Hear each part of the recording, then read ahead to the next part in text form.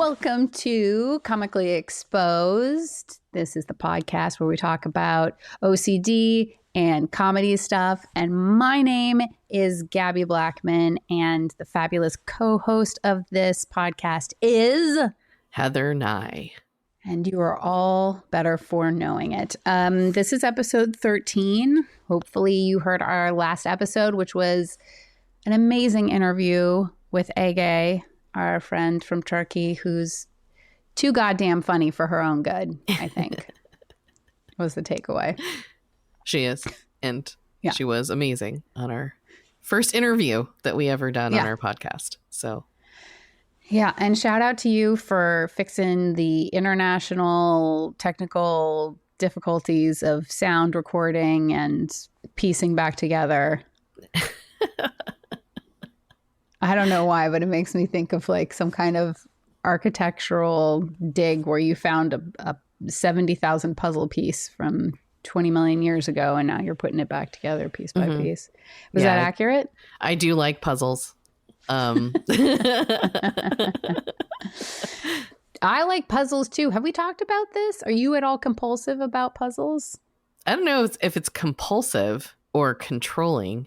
I'm not sure. Yeah. So I kind of like figuring out the order of it. So which makes me probably really fun to do puzzles with.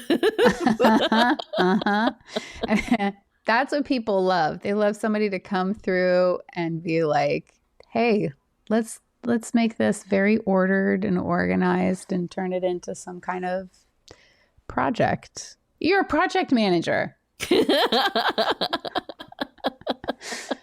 Not by job, but I guess by life choices.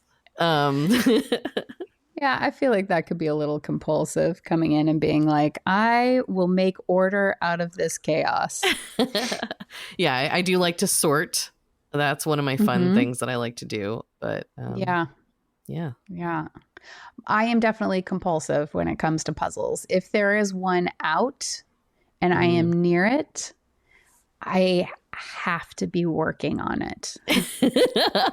I am drawn to them if that's what you mean by compulsive. I mean, do you find yourself up at 4 a.m. and everybody else has been in bed for some time and you are still working on said puzzle? Probably. I mean, I haven't done that in a while. But I know that when I was over at my sister's house and they had a puzzle out, all I could do was work on the puzzle. So yes, exactly. Yeah. I can't really if the people are not around the puzzle and working on it, I can't have a conversation with them. Like whatever else is happening, there's a fire in the kitchen or I don't know, some small child is drowning. It doesn't exist for me because the edges of the puzzle are the edges of my concentration.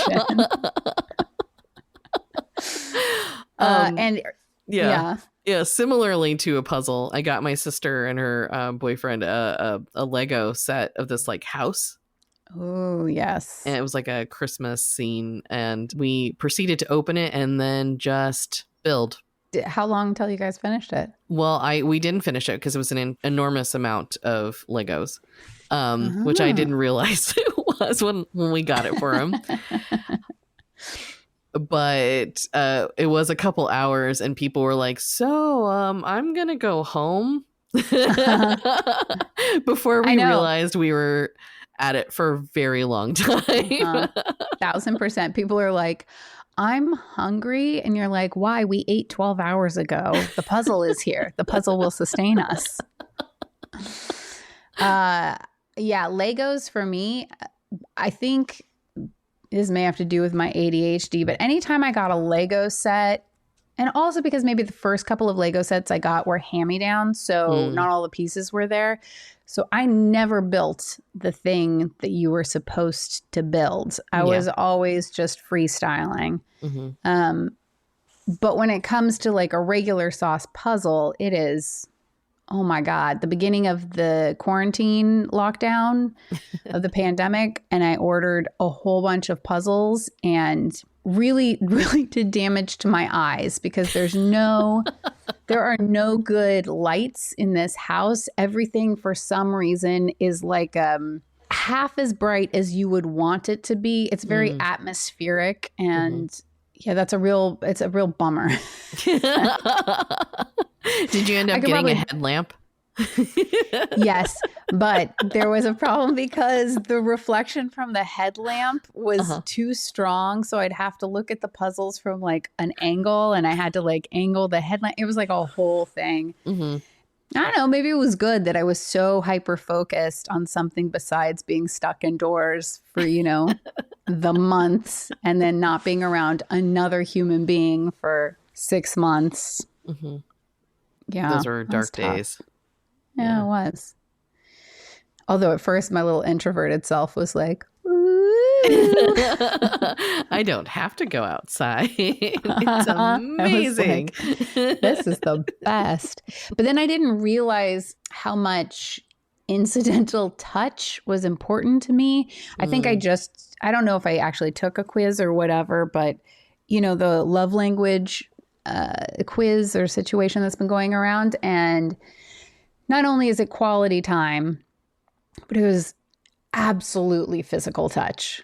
And so to go, I think it was a full 6 months without touching another human being. Like, I think my mom and my sister, we were all up at the farm, and I needed to have a human hug.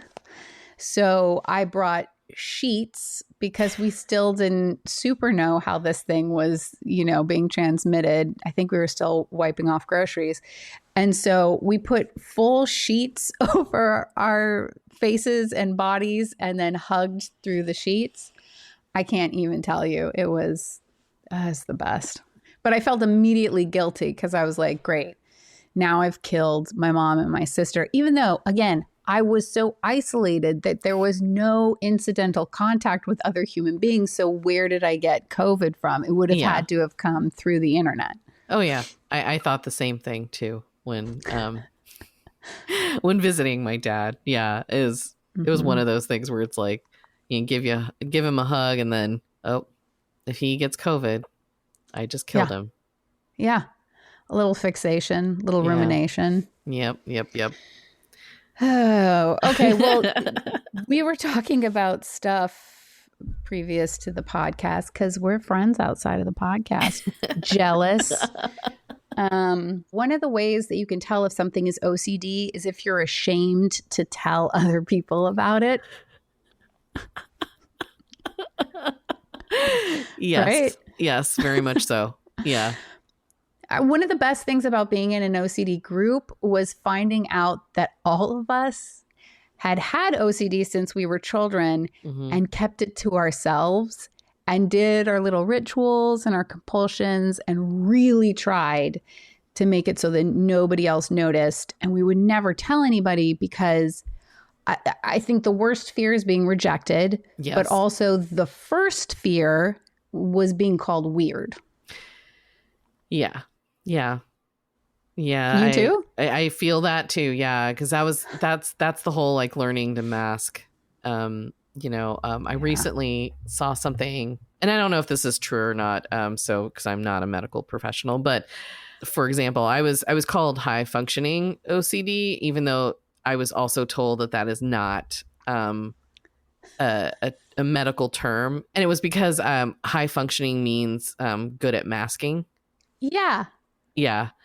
And I didn't know that until like recently, that you have OCD or that you have a problem. And yes, like as a child being told like by a parent, don't do that because that's weird, or nobody does that. Or when you're asking a question about something that you're just trying to get clarification on, they're like, nobody thinks that way, and so I kept a lot of my symptoms to myself, and that I think that's why there is a designation of pure O, right? Because it's not truly pure O, right? Because that's just a term because you can't see it, but that most of my compulsions are in my head. Yes. So pure O stands for pure obsession, I believe. And it's, for our listeners, it's It's where most of your mental compulsions and obsessions and intrusive thoughts, shockingly, all happen in your head. And there's very little outward representation of the chaos and suffering that is happening on the inside. Yes. Yeah. Yeah. And I also think, I mean, pure O is kind of a misunderstanding too, and thinking that you only have obsessions, but in truth, you have compulsions as well. And that I didn't realize I had so many, or I had a few like physical compulsions that I didn't realize that I was doing. Like, and I'm starting to kind of learn a little bit, like not to be designated, because I don't like putting things into buckets so much as thinking that all of it is related and the same thing, I guess, if that makes sense. But like, for example, like somatic OCD is like when you try to control things like that are automatic in your body, like breathing or blinking and other things like that. Or when you're checking like within like the automatic functions of your body to see if anything's wrong. Because I do that. And I didn't realize, I mean, I do realize it, but then I don't, you know, like I'm starting to become a little bit more self-aware about it. If that makes sense. It does. Do you think part of that is because you've been doing it so long?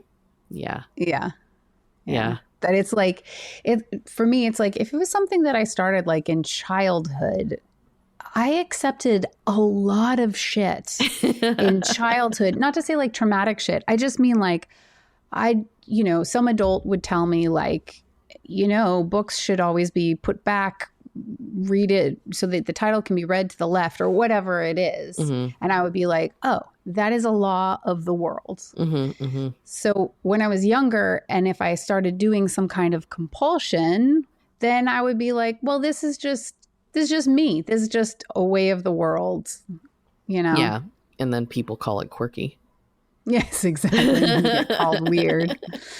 And you raise your fist and you shake it.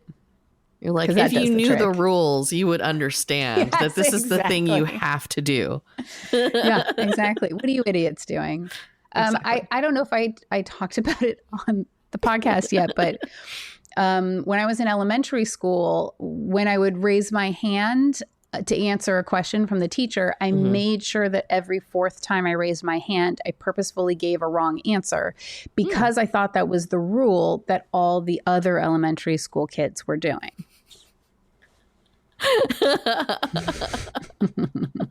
That's awesome. So, definitely not overthinking at all. Not at all. I honestly thought everybody knew the answer, and so I wouldn't raise my hand. Yeah. Oh, that's a good one too. Yeah. How about this? Yeah. No, and then because I didn't know the answer and I didn't know how other people knew the answer, so I never raised my hand. Whoa. I know. I wouldn't turn in homework because, as I explained once to my mom, the teacher already knows how to do this assignment, so why would she need it from like a fourth grader's attempt to do it? As if the teacher was just farming out like these problems that she had to solve in her life. Like, oh gosh, boy howdy, I wish I knew what 3 times 4 was, but I sure don't. So maybe I'll like put it out to a bunch of fourth graders and see what they come up with. Yeah. Oh my God. So I had like piles of homework that just didn't get turned in. I mean, a lot of this is also ADHD stuff, which is like, I don't know, it got shoved to the bottom of my backpack and it ceased to exist. So doesn't exist anymore. It fell into the hole, in the black hole. Yeah. So the teacher's like, where's this assignment? And I'm like, we shouldn't talk about that assignment because it doesn't exist anymore. And if we talk about it, bad things will happen. Yeah. Anyway, all of this childhood. So fun. Trying to figure out what the rules are, making up rules that are maladaptive to the situation, but holding on to them because we came up with them when we were small and we couldn't think about things because our prefrontal cortex hadn't fully formed. Woo! That was amazing. Thank you. It's a classic childhood rhyme. Mm-hmm. The number thing made me think of some other, now I'm like remembering being a teenager and having certain compulsions. Like I got really into photography in high school and started seeing the entire world as if through a lens. Like, how would I frame this to be a really cool picture? And for you young listeners, we did black and white film. So... And so you couldn't see immediately, you know, what the image looked like. I had to like take the picture, develop the negatives, put it in the enlarger and develop the photograph, stick my hands in chemicals, which was kind of cool. And then be like, oh, I really, you know, fucked up that photograph. Or more than likely, God, what a genius. Look at that photograph. But the thing is, I wore glasses, as do you, my friend. And so I started using the inside curvature of the glass frame that goes against the nose as if it was the outer edges of a camera lens. So that I would look at things and then I would check to see the edge on the right side and then check to see the edge on the left side of my glasses. No camera in sight. So I would just do this all the time. And eventually I like could not go anywhere, look at anything without doing this over and over and over again. So so then I had to stop doing photography for a while because I was like, doesn't feel good to have this constant urge, compulsion. It's not great. Yeah, that's not great at all. Yeah, it's okay. The thing is it's like not having the language of OCD, not having that lens, no pun intended, to look at things is like, oh, well, I just have to take care of this on my own, right? This is just something I got myself into. I got to get myself out of, right? Yeah. My art club in high school went on a trip to Europe, which was very cool. We went to Paris and we went to Florence and we looked at a bunch of art. And my mom was the chaperone and my younger sister got to come along even though she wasn't in high school yet. And it was very cool. But then my mom, the trip ended and my best friend and I were going to stay and go to like Switzerland and like find her ancestors, or I don't know what we were going to do. We were like 16 and probably making smart choices. But I remember like the instant the metro doors closed in Paris after my mom and my sister and the rest of the art club got off the subway. And then my friend and I were alone in a totally foreign country and on our way to Switzerland. And I just kind of lost my mind. And when we got to Switzerland, they have cobbled streets. I couldn't go down a cobbled street without touching every single cobble. Oh. Wow. And your friend is no longer friends with you. Exactly. She was amazing, actually. She really took care of me. I stopped being able to eat a lot of food, and so somehow she would procure like plain noodles with butter from restaurants and stuff. Oh no, she's amazing. We definitely supported each other throughout our teenage years, and that was really great. But it is amazing to me that I did not get the diagnosis of OCD until I was almost 40 years old. Like that shit? Are you kidding me? But a lot of it, like you said, I kept it in my head. I would count my steps all the time. Yeah. Yeah. I don't know. I guess coming back to it, like masking, and knowing what is I guess, quote unquote, normal. Yeah. But, normal doesn't really exist. Yeah, that's a bucket that has a hole in the bottom. It does. That has a bunch of rules going through it. Yeah, exactly. And it turns out everybody's bucket of normal is nonsense, you know? Mm-hmm, mm-hmm. Yeah. Well, yeah. Okay. Some of the structure of this podcast is what have you worked on in the last couple of weeks? With comedy or I know. Do we do comedy? whatever. Yeah, I think we do comedy sometimes. I do one comedy time sometimes. I did a comedy. Yeah. I did that one comedy thing that one time. Are you asking me or am I asking you? Honestly, it could go either way. Do you? Okay. Yeah. You go. Damn it. Okay. I lost that invisible Rochambeau that we played inside our heads. I have not done really anything with comedy, but I do aqua aerobics with a lot of senior citizens. I think I've already said on the podcast. I do not teach this class. I am in with the senior citizens. So don't make it seem like I'm some good person. I love it because I get to compare myself to 90-year-old people. And I'm like, I can do 12 more reps than you, motherfucker. So who's fit now? But anyway, I made the kind of mistake of telling some of the other participants that I want to do comedy or that I do comedy.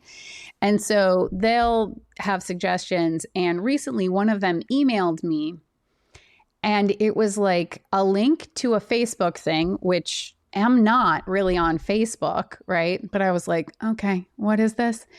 And it's like an announcement that says that there's going to be stand-up at the local theater, which is a very large theater, but it doesn't say who's doing the stand-up. It doesn't really show you where you can buy tickets.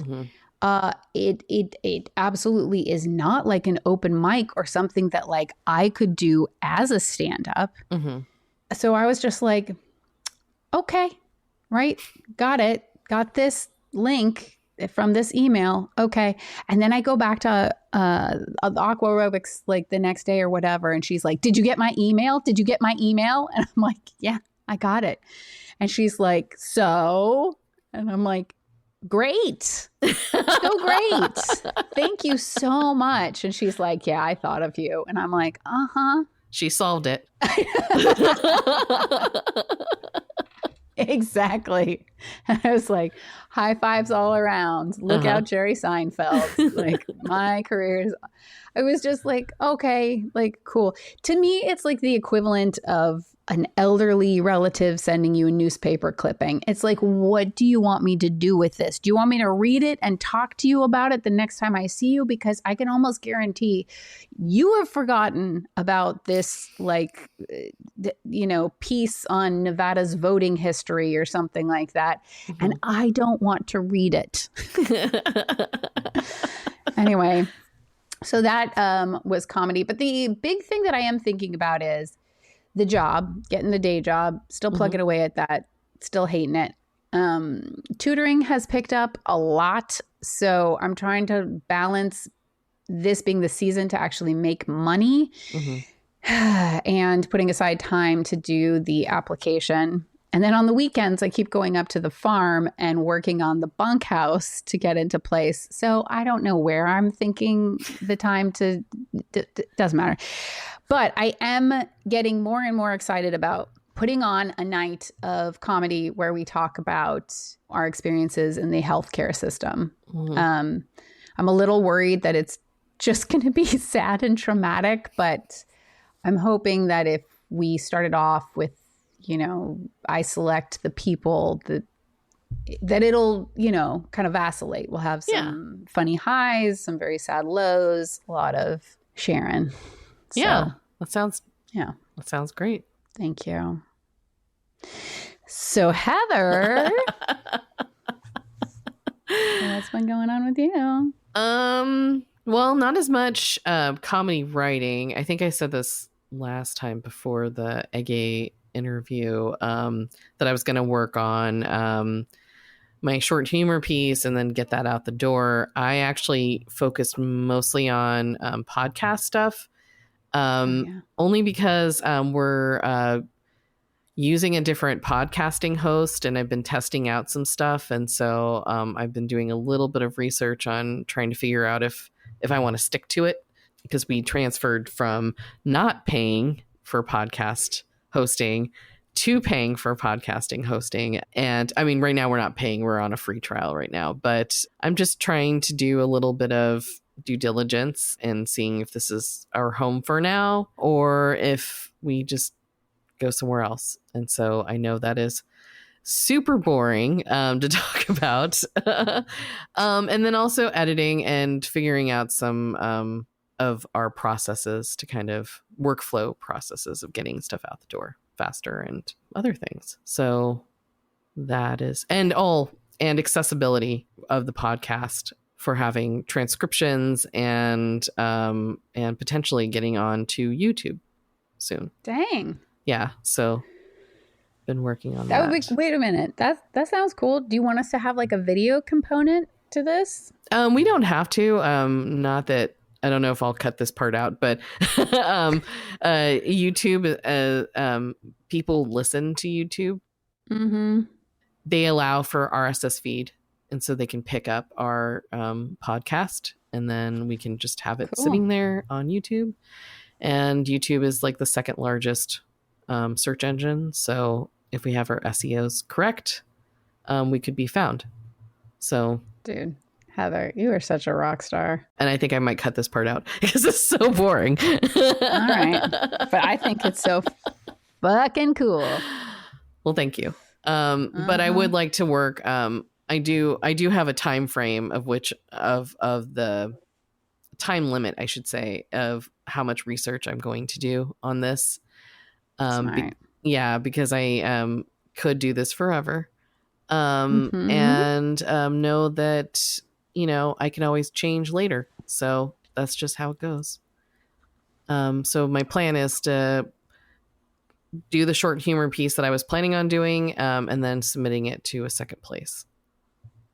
That's so cool. Yeah. Yay.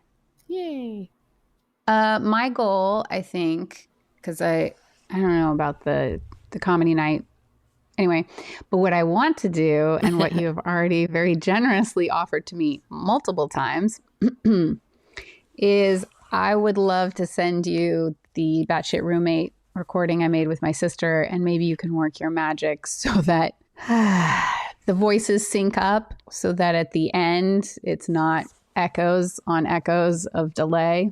Yeah, sounds good. Okay. With the caveat that this is to be like a very low priority for you. I would much rather that you work on your stuff first. Yeah, I mean, I could just drop it into Audition, see what it looks like, and then see if it just does it automatically. So. Ooh. Yeah. Okay. Make AI work for you. I don't know if it's AI. It's probably just the software. Cool. Yeah, it's just the software that notices that they're not synced. That's all. But if there's an actual problem with the file, then that's a whole other thing. But I don't think there is, but who knows? Yeah. Sweet. That's awesome.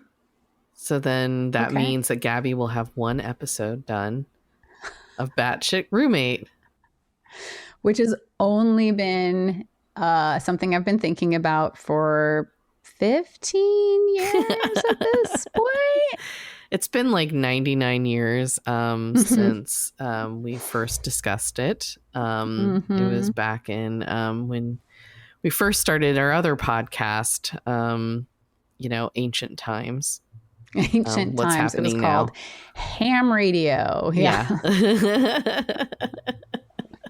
And it was a thorough discussion about President Eisenhower. Yeah. I don't know who was president 100 years ago. Because it would be very cool to get that going. And then I have other questions that I wanted. So you can cut this out too. Yeah. Because I have other questions because I'm thinking about purchasing different mics. Not for this. This is fine to have the USB mic, but the other plug kind of mic, that like audio one. Yeah. So that I can take it with me and interview somebody in person, as opposed to like this situation that happened when I interviewed Miriam for the Batshit, and we ended up being in 2 different computers.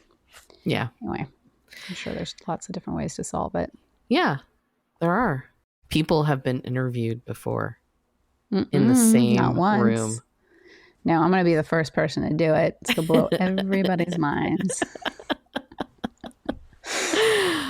So should this be the end of the pod? I think so.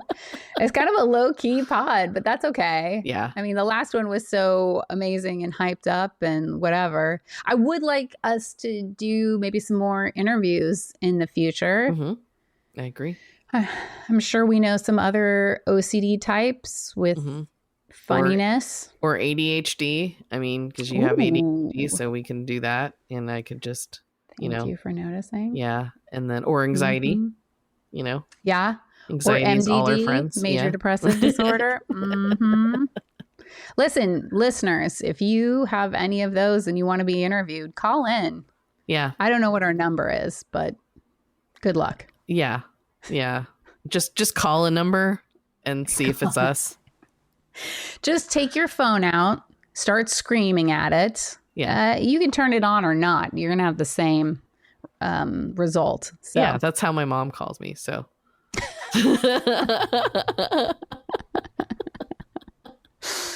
Oh, beautiful. Yeah. Well, maybe people can contact us on the Instagram. Yeah. DM us on Instagram. Yeah. DM us on Instagram if you're a comedy person that has ADHD, OCD, anxiety, something that we're not mentioning, and want to be on the pod, just let us know. Yeah. Yeah, man. That would be very cool. So. So.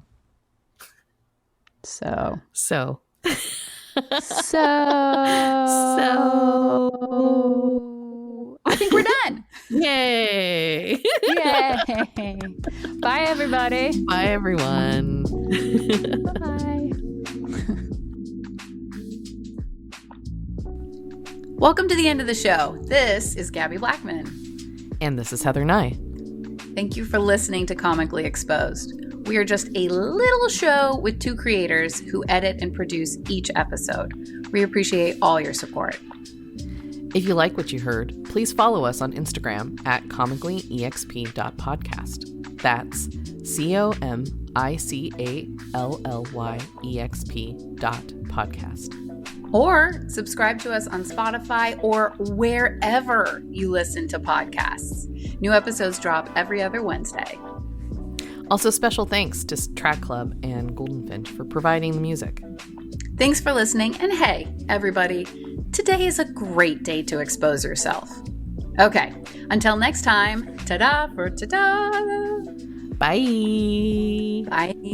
Bye. Bye. Bye. Bye. Bye. Bye.